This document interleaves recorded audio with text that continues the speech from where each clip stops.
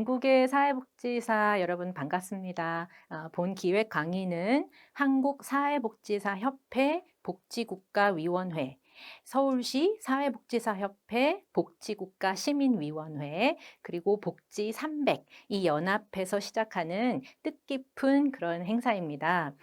저는 오늘 소개해드릴 책 레디컬 헬프의 공동 번역자 중 하나인 이태인입니다. 저는 사회복지학과에서 강의를 많이 하는데요.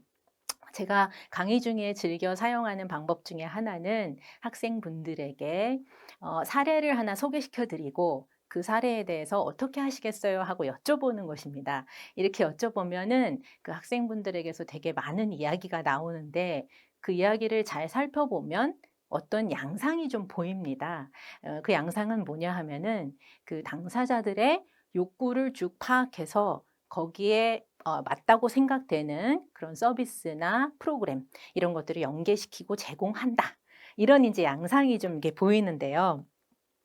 어떤 경우에는 그 당사자가 정말로 욕구의 목록이 길고 그거에 맞춰서 서비스 프로그램 이런 거를 막 제공하다 보면은 사회복지사들이 정신없이 정말로 많은 서비스를 연결시키고 제공하고 이렇게 되지요. 그런데 그렇게 열심히 일을 함에도 불구하고 당사자들에게 변화하는 모습이 보인다 할지 그런 거가 잘 안 보이고 이럴 때는 사회복지사가 회의감이나 자괴감 이런 거에 빠지게 되기 참 쉬운 것 같습니다. 오늘 이 소개해 드릴 책의 저자 힐러리 코탐도 그런 질문을 던지면서 질문이 그런 문제의식을 가지고서 이 책을 쓰기 시작한 것 같아요. 그러면서 우리가 제공하는 서비스나 프로그램이라는 것들이 많은 경우에 소용이 없다. 그렇게까지 얘기하고 이 복지 국가의 이름으로 우리가 제공하는 실시하는 이런 여러 가지 활동들이 다 소용없다. 복지 국가 망가졌다. 이렇게 도발적인 선언을 합니다. 복지 국가가 망가졌다니 이게 도대체 무슨 소린가 궁금하실 것 같은데요. 아시다시피 복지국가는 영국의 베버리지 경이 그의 보고서에서 초석을 깔았습니다. 베버리지는 전쟁 후 폐허가 된 영국의 전 국민이 가난에서 벗어나고 건강하고 안정된 삶을 살아가게 한다. 이런 꿈을 꾸면서 보건, 사회보장, 그리고 지금의 돌봄 서비스 등을 이 보고서에 포함시켰습니다. 당시로서는 매우 획기적인 그런 제안이었고요. 이것을 채택한 영국은 보건, 교육, 취업 등의 측면에서 사람들의 삶의 수준을 향상시켰고 이 모델은 미국을 비롯한 다른 나라들로 전파되었습니다. 그런데 이렇게 각광받던 복지국가가 이제는 너무 낡아서 현대의 문제들을 다룰 수가 없게 되었는데 왜 그렇다는 것인지 그 이유를 하나씩 살펴보겠습니다. 첫째는 복지국가가 대량 생산을 염두에 둔 공장식 모델을 바탕으로 했는데 이 자체가 낡은 모델이라서 현대적인 문제를 풀 수 없다라고 저자는 말합니다.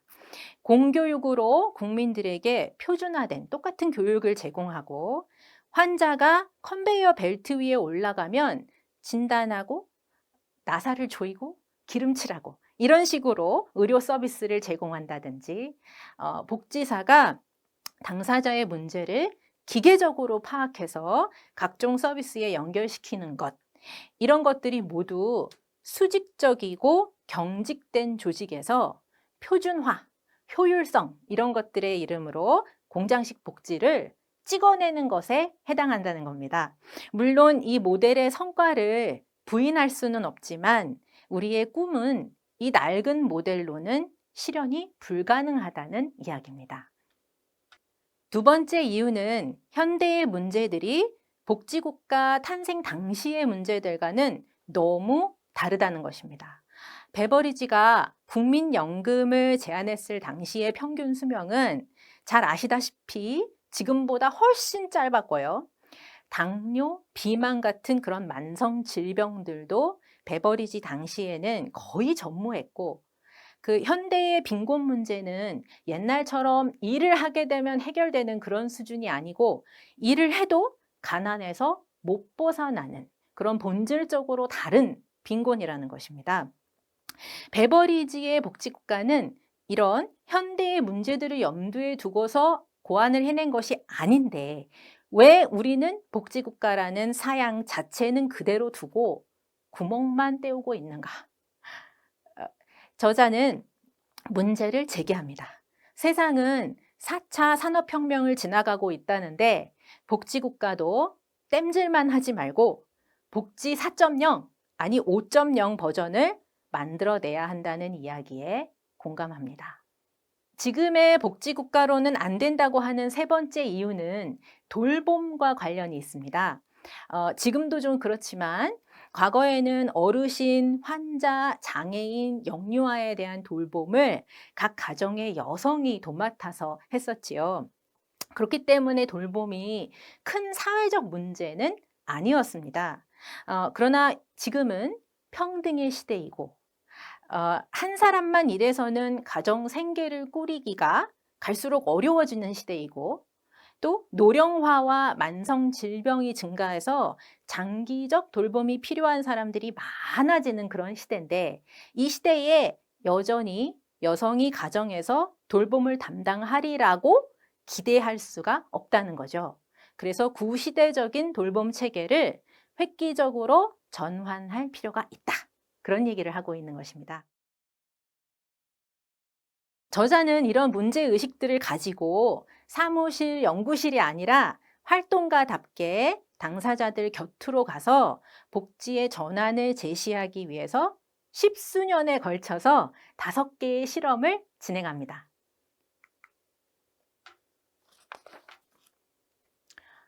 첫 번째 실험은 가족들과 함께한 라이프라고 하는 실험입니다. 이 실험에는 엘란의 가족들이 등장합니다. 엘란은 가정폭력 피해자이고 직업이 없고 친구도 없습니다.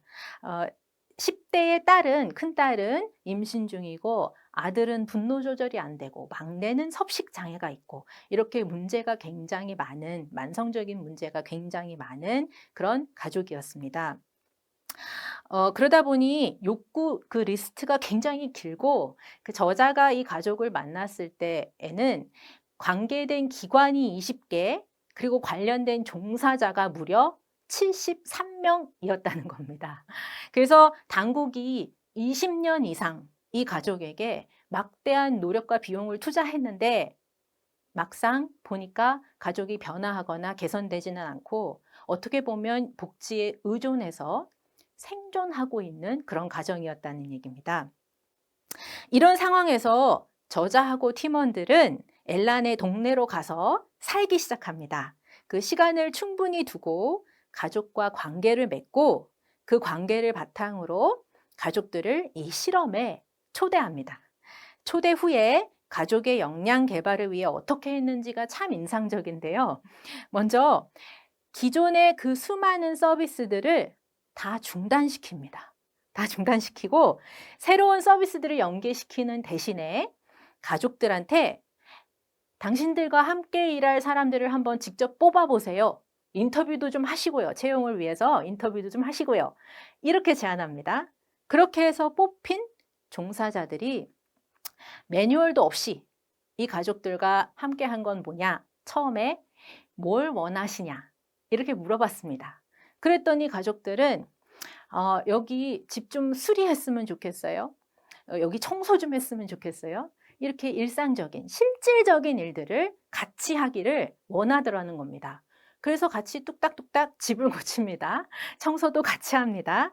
이렇게 하면서 가족을 초대하고 무엇을 원하는지 묻고 그 가족들에게 권한을 주고 이런 과정을 거치면서 가족들의 역량이 강화되고 변화하기 시작했다는 얘기입니다.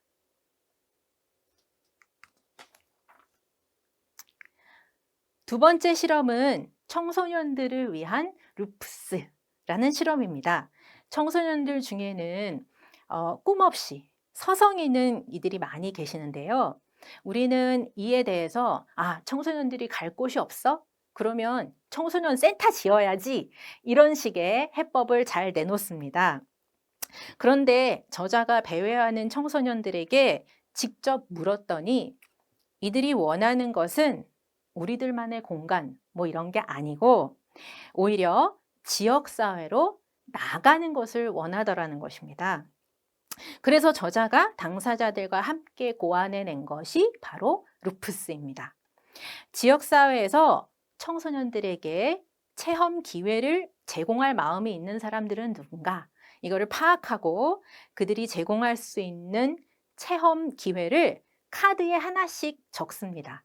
그리고 그 카드를 청소년들에게 보여주고 원하는 것을 직접 골라서 직업 체험을 해보도록 하는 것입니다. 린지하고 로라도 호기심에 호텔 스파 체험을 했습니다. 근데 거기서 그 호텔에 가서 트루디라고 하는 되게 멋진 호텔 매니저를 만나게 됩니다. 그리고 그 트루디와의 관계를 통해서 호텔에서 처음에는 잔일을 시작하게 됩니다. 그러면서 나중에는 점차 진급을 해서 호텔 로비에서 중요한 일을 담당하는 요원으로 그렇게 진급을 하기도 하고요. 체험과 관계가 꿈을 생겨나게 하고 그 꿈을 향한 길을 보여준 것입니다. 그런데 안타깝게도 이 실험은 청소년들에게 그 현장에서 일어날 수 있는 사고나 피해 이런 거를 통제하거나 관리할 수 없지 않느냐라고 하는 그 지역사회 리더들의 걱정 때문에, 그 두려움 때문에 중단되었습니다.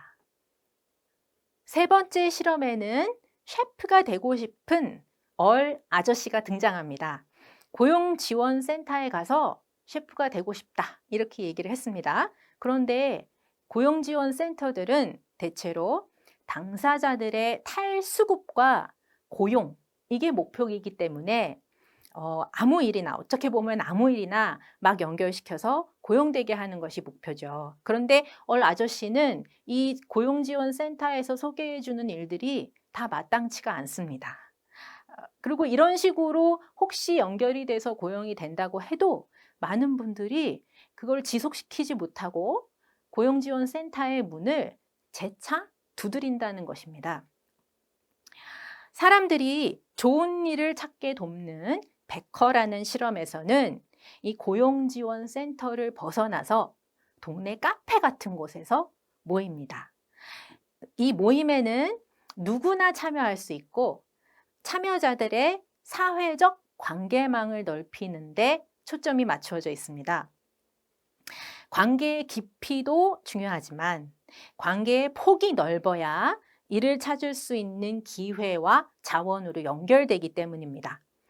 모임에서는 장차 꿈의 실현을 위해서 어떤 과정이 필요한지 함께 이야기하고 이것을 작은 걸음들로 쪼개서 하나씩 실행할 수 있도록 서로서로 격려합니다. 이렇게 관계에 초점을 맞추었더니 참여자들은 그 안에서 채용에 필요한 소프트 스킬 이런 것들을 익히고 센터에서는 알려주지 못하는 기회들을 접하게 돼서 고용까지 이어지곤 했다는 겁니다. 웰로그램이라고 하는 이 네 번째 실험에는 앤이 등장하는데요. 앤은 9개의 질병을 안고 있습니다. 만나는 의사도 많았는데 저자가 그 의사들을 모두 불러 모아서 앤이 복용하는 약을 쫙 늘어놓고 보여줬습니다. 그랬더니 그 의사들이 대부분의 약이 필요 없다고 하는 거예요. 왜냐하면 이런 약들은 치료가 아니라 증상 관리 차원에서 복용을 주로 하는데 이 만성 질병 같은 경우에 증상 관리는 생활 습관을 바꾸면 약 없이도 이 관리가 가능하다는 것입니다. 그런데 습관 형성한다는 게 그렇게 쉽나요? 이게 말처럼 쉽지가 않습니다. 많은 사람들은 한두 번 시도하고 그치거나 아예 시도할 용기를 내지 못하지요. 어떻게 하면은 습관이 만들어지나? 이걸 연구를 해봤더니 그 역시 열쇠는 관계에 있었다는 겁니다. 변화를 위한 작은 행동을 시도하도록 격려해 줄 사람, 그리고 그 시도가 지속될 수 있도록 나와 함께 달리게 해줄 사람, 그런 관계가 있는 사람들이 필요하다는 겁니다. 관계를 바탕으로 이렇게 했더니 다수의 웰로그램 참가자들이 체중 감량, 혈압 수치 정상화, 금연 이런 것들에 성공했다는 겁니다. 마지막 다섯 번째는 노인의 외로움을 다루는 서클이라는 실험입니다. 노후에는 집 밖으로 나가기가 어렵거나 거동이 가능하더라도 각종 돌봄 서비스를 받기 위해서 내가 제가형이다라는 것을 보여줘야 하는 경우가 많죠. 서클은 노인들이 사람들과 적극적으로 어울릴 수 있게 유도해내는 회원제 자조 모임입니다. 회원들이 회비도 내고 서로가 서로를 돌보는 상부상조 정신이 굉장히 중요합니다. 어떤 회원이 병원에 입원하면 다른 회원이 그 집 고양이를 돌봐주기도 하고 비슷한 관심사를 가진 사람들끼리 모여서 만담을 나누기도 하고 차 마시면서 서로의 근황을 확인하는 지지 모임에서는 나 방금 암 판정 받았어. 이렇게 얘기하는 분의 주변에 이렇게 사람들이 몰려들어서 같이 위로도 하고 마음을 나눕니다. 베버리지가 제안한 복지 국가가 요람에서 무덤까지를 망라하는 것처럼 지금 소개한 이 5가지 실험들은 가족의 삶에서부터 청소년기, 성인기, 노년기까지를 포괄하고 있습니다. 저자가 제시하는 이 대안이 생애 전체의 복지를 보장하려고 고안된 복지국가의 업그레이드 버전이라는 얘기죠. 그럼 이 5가지를 전국에 확산시키자는 거냐? 그건 아닙니다. 똑같은 모델들을 전국적으로 확산시키면 결국 어떻게 되는 거냐면 공장식 모델로 되돌아가는 것과 같다는 것이죠. 대신 각 지역에서 고유의 모델을 고안해내기 위해 시행착오를 거치면서 실험을 하자. 이렇게 제안합니다. 저자는 실험에서 총 6가지 원칙을 꼭 좀 준수해 달라. 이렇게 얘기합니다.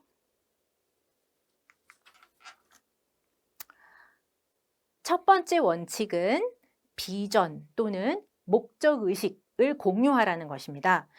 목적의식은 우리가 인간을 어떻게 이해하는가, 요거랑 관련이 있습니다. 인간을 경제적인 존재로 우리가 이해를 한다면 좋은 삶이란 높은 소득과 왕성한 소비로 측정이 가능하겠죠. 인간을 파편화된 욕구의 합이라고 이해한다면 욕구를 파악해서 이를 충족시키는 것이 목적일 것입니다. 사회복지 실천 현장에서 이 욕구 파악과 충족이라는 틀이 우리를 죄어 들어와서 심한 경우에는 당사자를 바라보지도 않고 사정지와 사례관리 양식에 묻혀서 그 양식들을 채우고 서비스를 찾아서 연결시키는데 치중할 때도 있습니다. 이 양식들로부터 벗어나서 당사자는 어떤 존재인가? 이 당사자는 어떤 존재인가? 당사자에게 좋은 삶은 무엇인가? 등등의 근본적인 질문들로 돌아가자는 것입니다. 사회복지 전공자들에게는 그 당사자에게 묻고 거기서 시작한다라는 것이 새롭게 들리지는 않을 것입니다. 하지만 우리가 실제로 이 원칙을 잘 지키는지는 점검할 필요가 있어 보입니다. 두 번째와 세 번째 원칙은 연달아 이야기하겠는데요. 그 위기와 문제를 통제하고 관리하는 데 치중하지 말고 당사자의 역량 강화 그리고 가능성 창출에 집중하라는 것이 두 번째, 세 번째 원칙입니다. 우리 실천에서 역량 강화, 가능성 창출 이런 거 강조하지요. 그런데 실제로 그런지는 역시 따져봐야 한다는 겁니다. 의도치 않게 당사자들의 복지 의존도를 높이고 있지는 않은지. 당사자를 수많은 프로그램과 서비스 속에 빠뜨리지 말고 당사자의 가능성을 보고 역량을 키우는 것이 먼저고 서비스는 마지막 보루로 여기자는 겁니다.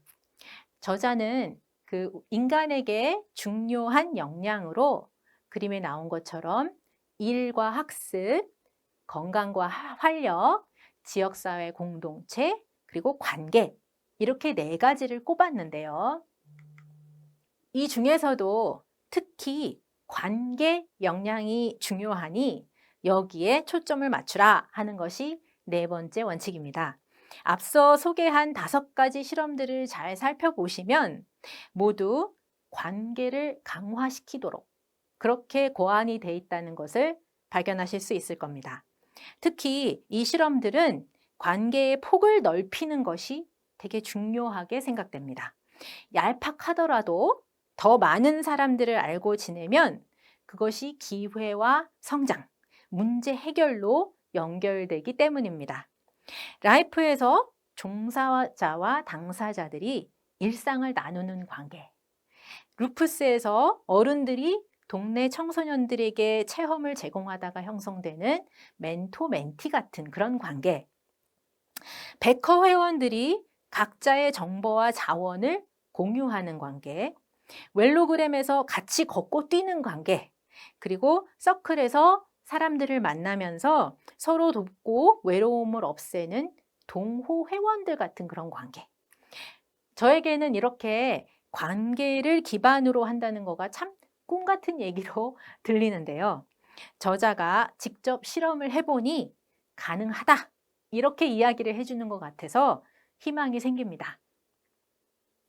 다음 원칙은 새로운 것을 시도하려고 할 때 재정적인 지원뿐 아니라 가능한 모든 인적 자원, 그러니까 다양한 사람들의 지식, 기술, 시간 등을 최대한 끌어안으라는 겁니다. 현대의 문제들에 대한 해법은 융합적인 시너지와 과감한 혁신을 요구하는데 우리끼리 궁리해봐야 참신한 아이디어가 나오기 어려우니 앱 개발자, 음악가, 건축가 가릴 것 없습니다. 서로 다른 경험, 기술, 이야기를 갖고 있는 사람들이 첫 번째 원칙인 비전을 공유하는 것, 이것만 되고 나면 함께 해법을 고안하자는 것입니다. 마지막 원칙은 모두가 모두를 돌보는 개방성입니다. 어떤 자격 조건을 충족시키는 사람들에게만 특정 수혜를 주느라 에너지를 너무 많이 소비하지 말고 실직자든 아니든 좋은 직업을 갖는 것에 관심 있는 사람들은 모여보세요. 또는 건강한 습관 만드는 것, 아픈 사람이든 아니든 건강한 습관 만드는 데 관심 있는 사람들 모여보세요. 저소득이든 아니든 어떤 특정 관심사에 같은 관심을 갖고 있는 사람들 모여보세요. 이런 식으로 말이죠. 이런 모임들 속에는 도움을 주는 복지사, 받는 수혜자, 시간을 베푸는 자원봉사자 같은 역할이나 지위의 구분이 없습니다. 그저 다 같이 서로 돌보는 공동체의 일원일 뿐입니다. 이 6가지 원칙들을 기억하면서 이제 실험을 진행하는 과정을 살펴보면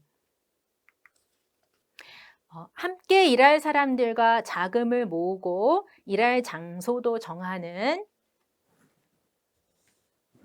설정 단계, 문제가 무엇인지를 파악하고 해법을 고안하기 위한 기회 파악 단계,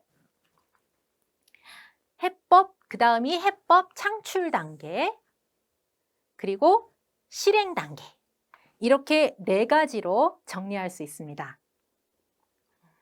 저는 첫 번째 단계에서 종사자들이 당사자들의 삶에 깊이 잠수한다. 이 부분이 참 인상적이었습니다. 첫 3개월 동안에는 경우에 따라 더 길어질 수도 있지만 아무런 의제 없이 그냥 함께한다. 당사자들과 함께한다. 그래야 비로소 당사자들의 당사자들과 관계가 생기고 당사자들의 삶이 어느 정도 보이고 원하는 것을 파악할 수 있다라는 얘기입니다. 실험 과정에서 또 한 가지 눈에 띈 것은 프로토타이핑입니다. 프로토타이핑은 상품으로 말하자면 제대로 조사하고 계획하고 설계해서 최종 완성품을 만들어낸다. 그런 것이 아니고 하다가 망친다. 그러면서 배운다. 라는 태도로 대충 만들어 본 다음 신속하게 고쳐나가는 방식입니다. 사진에서처럼 새로운 쇼핑 카트를 만들기 위해 작업실에서 손쉽게 구할 수 있는 재료들을 다 동원해서 뚝딱뚝딱 만들어 보고 써보고 고치는 과정을 반복하는 것처럼 말이죠. 우리 지역에 맞는 새로운 모델을 고안해 내려면 지금 여기에서 쓸 수 있는 것들을 재빨리 만들어내고 고치기를 반복하라는 것입니다. 심사숙고하고 있는 동안에 세상은 속도감 있게 변화하고 우리가 만들어내는 것이 이미 쓸모가 없어지기 때문입니다. 저자는 낡고 기계적인 복지국가 모델과 위기 관리 관점을 과감히 버리고 사람과 사람 사이의 관계를 바탕으로 번성하는 삶을 추구하는 새로운 모델을 만드는 이 일에 우리를 초대합니다. 물론 개혁의 장애물도 많습니다. 종사자가 권한을 쥐고 있어야지 어떻게 당사자한테 권한을 주느냐라고 하는 고정관념이 있을 수도 있고요. 조직의 경직성 문제가 있을 수도 있습니다. 또 공무원이나 정치인들의 이해 부족이 이 전환의 걸림돌이 되기도 하고요. 그래서 성공적인 전환을 위해서는 비전을 공유하는 지역사회 리더십도 있어야 하고 수평적이고 민주적인 조직 문화도 필요합니다. 무엇보다 완성품에 대한 설계도 없이도 새로운 것을 시도하겠다는 실험 정신, 그리고 실패해도 배우면서 고쳐나가겠다는 용기와 다짐이 있어야 합니다. 이 마음을 가지고 내 지역에서 실험할 사람들을 모으고 당사자와 관계를 맺고 새로운 일에 초대하고 묻고 권한을 주는 설레이는 이 일에 도전할 사람들이 많이 나타나면 좋겠습니다. 감사합니다.